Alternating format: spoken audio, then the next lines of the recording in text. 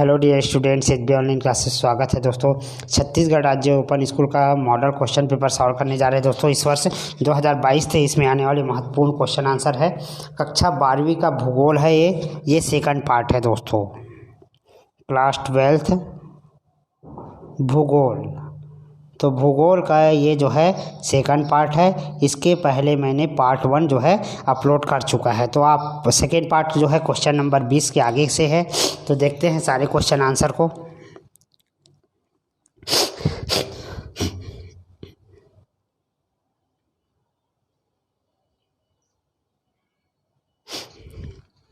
भारत में अधिवासों की भिन्नता को प्रभावित करने वाले विभिन्न कारकों का वर्णन कीजिए, अथवा ग्रामीण अधिवास के प्रकार को प्रभावित करने वाले कारक।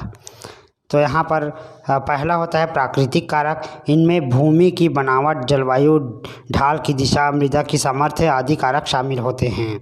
इनका प्रभाव आवासीय मकानों के बीच की दूरियां एवं प्रकार पर पड़ता है।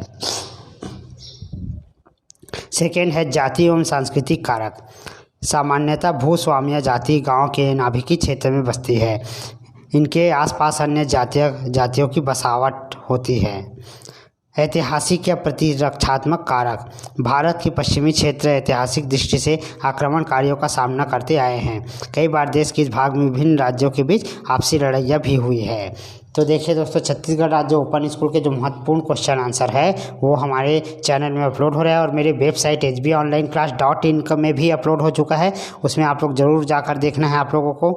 और साथ ही साथ एक बहुत ही महत्वपूर्ण जानकारी आप सबके लिए, आपको पूरा फुल वीडियो देखना है, क्योंकि आपसे प्रश्नोत्तर याद नहीं हो पाता है। तो इसको सुनेंगे तो आपसे याद भी होगा और इसमें से 50-70 नंबर तक के क्वेश्चन जरूर आना है। प्रश्न 24 और 25 दीर्घ उत्तरीय है, प्रत्येक में 5 अंक है। भारत के कृषि मानचित्र में गन्ना तथा चाय उत्पादक क्षेत्रों को दर्शाना है। तो देखिए, भारत के मानचित्र में निम्नलिखित को दर्शाइए। तो गन्ना क्षेत्र वाले के लिए पहले देख लेते हैं दोस्तों। ये है, ये जो आपको डॉट डॉट दिखाई दे रहा होगा यहाँ पर, ठीक है, ये गन्ना उत्पादक क्षेत्र है। देखो बीच बीच में डॉट, ऐसे डॉट डॉट करके बना देना है आपको, ठीक है। तो गन्ना तथा चाय उत्पादक क्षेत्र को ऐसे बिंदु बिंदु डॉट डॉट करके दर्शाना है आपको भारत के नक्शे पर। सेकेंड जो प्रश्न था वो है झरिया, रानीगंज, अंकलेश्वर, डिगबोई तेल क्षेत्र, मथुरा। इसको लाइन से फर्स्ट सेकेंड करके यहाँ पर नक्शे में बना दिया गया है। प्रबोध मॉडल से है ना। तो आप फर्स्ट सेकेंड थर्ड ऐसा करके आप लोग इसको सेव कर लीजिए, यानी स्क्रीनशॉट कर लीजिए, फिर आप घर में भी सॉल्व कर सकते हैं।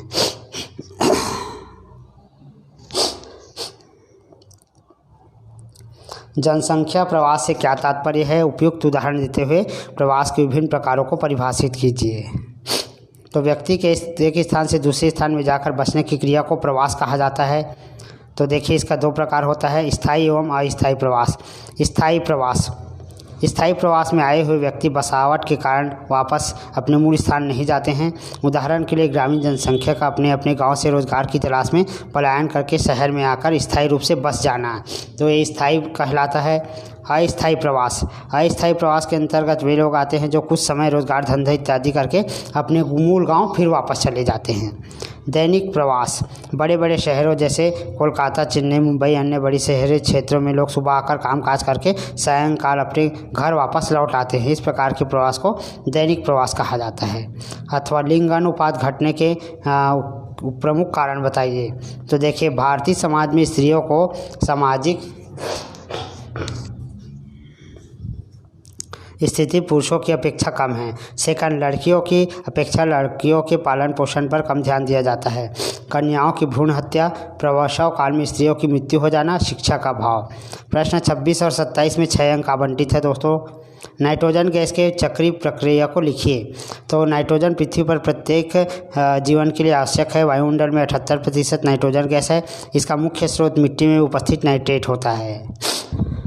वायुमंडलीय तथा औद्योगिक क्रियाओं द्वारा जैव घटकों में प्रवेश करती है।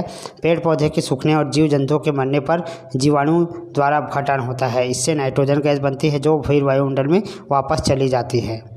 तो नाइट्रोजन गैस का वायुमंडलीय संचयन मूल, तो इसको आप ऐसे करके बना सकते हो, देख लीजिए। नाइट्रोजन गैस इसको स्क्रीनशॉट करके रख सकते हैं।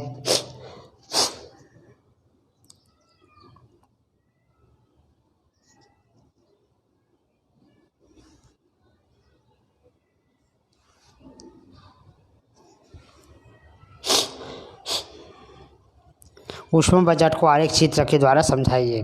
तो सौर विकिरण का वह भाग जो पृथ्वी तल में लघु तरंगों के रूप में आता है सूर्य ताप कहलाता है। पृथ्वी सूर्य ताप को विकृत करती है जिससे पृथ्वी का औसत वार्षिक तापमान एक समान बना रहता है। इससे संतुलन के पृथ्वी का ऊष्मा बजट कहते हैं। सूर्य से विकृत ऊर्जा को यदि हम 100 इकाइयों में मान ले तो इसमें लगभग 35 इकाइयाँ पृथ्वी तल पर आने से पहले ही अंतरिक्ष में परिवर्तित हो जाती है। इससे 35 इकाई का पृथ्वी को गर्म करने में कोई हाथ नहीं है। शेष 65 इकाइयों से वायुमंडल द्वारा जल, वाष्प, धूलकण तथा कुछ स्थायी गैस द्वारा 14 इकाई का अवशोषण कर लिया जाता है। इसको इस चित्र के द्वारा आपको थोड़ा समझाना भी है, देख लीजिए। ऐसे ही आपको एक चित्र बना लेना है।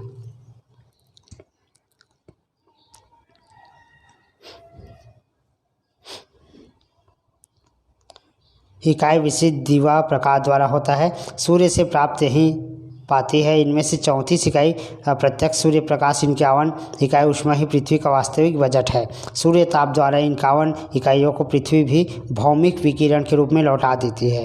इन 51 इकाई में से 34 इकाइयाँ वायुमंडल द्वारा अवशोषित की जाती है। प्रश्न 27 लास्ट है।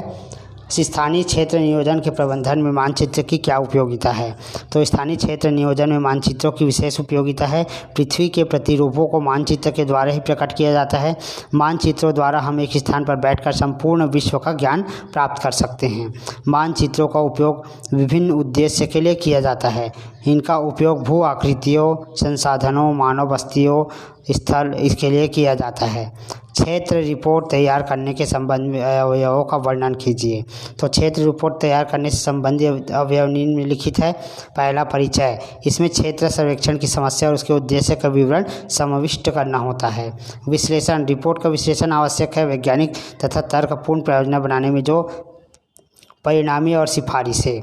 इसके बाद आता है दोस्तों अन्य महत्वपूर्ण प्रश्नोत्तर। भूगर्भ की 3 परतों के नाम लिखिए। तो स्थल, मंडल, मेटल और कोर। मृदा अपरदन का सबसे महत्वपूर्ण कारक क्या है? मृदा अपरदन का सबसे महत्वपूर्ण कारक जलवायु है। वेगनर ने सुविशाल महाद्वीप को क्या नाम दिया? तो पैंजिया। ज्वालामुखी क्या है? उदाहरण देकर समझाइए। जब ठोस और पिघले सेल तथा गैसों के आंतरिक भागों से निकलकर धरातल पर आती है तो ये ज्वालामुखी कहलाता है। सक्रिय ज्वालामुखी। वे ज्वालामुखी जो समय समय पर उद्गार होते रहते हैं तो इसे सक्रिय कहते हैं। प्रसुप्त ज्वालामुखी। वे ज्वालामुखी जिसका वर्तमान में कोई उद्गार नहीं है इसे प्रसुप्त बोलते हैं। विलुप्त ज्वालामुखी। ऐसे ज्वालामुखी जो पूर्णतः संभव ही नहीं है। नदी अपरदन के 4 तरीकों के नाम। घर्षण, क्षय, विलन। जल की भौतिक शक्ति, संघर्षण। नदी के भार ढोने पर 4 प्रकार के नाम बताइए। घर्षण, वल्गन, घोलन क्रिया, निलंबन। लवणता शब्द को परिभाषित कीजिए।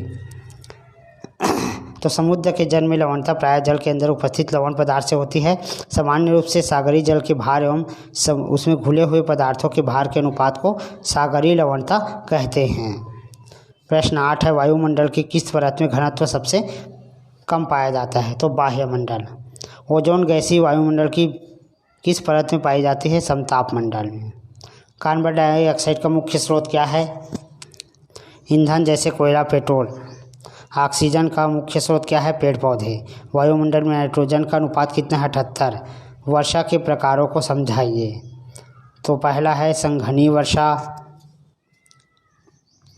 उष्णकटिबंध पृथ्वी के अत्यधिक गर्म होने से ऊर्ध्वाधर वायुधाराएं पैदा होती है। ये वायुधाराएं गर्म आर्द्र वायु को वायुमंडल के उच्च स्तर तक उठा देती है। पर्वतकृत वर्षा, अभिसरण या चक्रवाती वर्षा। महाखड्ड क्या है?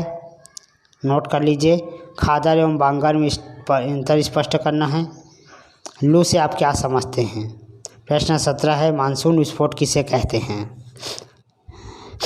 18 है। जेट वायुधारा से आप क्या समझते हैं? तो ये लास्ट क्वेश्चन था दोस्तों। धन्यवाद आपको पूरा वीडियो देखने के लिए, और शेयर ज़रूर करना है सारे वीडियो को ताकि सभी तक ये जाना चाहिए। जिनको इंग्लिश मीडियम में इसका वीडियो चाहिए तो कमेंट ज़रूर करना ताकि इंग्लिश मीडियम में भी इसको अपलोड किया जा सके।